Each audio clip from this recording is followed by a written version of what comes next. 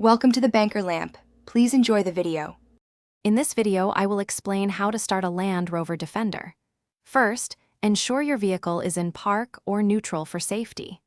Next, fully insert the key into the ignition. Before proceeding, take a moment to observe the dashboard for any initial warning lights. This quick check helps confirm the vehicle's status before you engage the engine, ensuring a smooth and safe start every time. Once the key is in, turn it to the accessory position.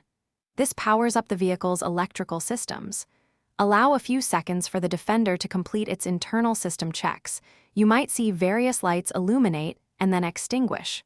Finally, turn the key fully to the engine start position. Hold it there briefly until the engine catches, then release it. After the engine starts, listen for a smooth and consistent idle. Check your dashboard again to ensure no critical warning lights remain on, indicating a potential issue. Once you've confirmed everything looks good, you can release the parking brake. Your Land Rover Defender is now ready to drive, offering you a confident start to your journey.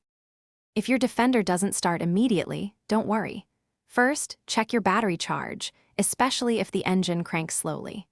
Also, confirm you have sufficient fuel in the tank.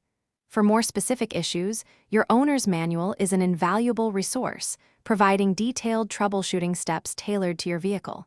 These simple checks can often resolve common starting problems quickly. Thanks for watching. If this was helpful, leave a like and consider subscribing. See you next time.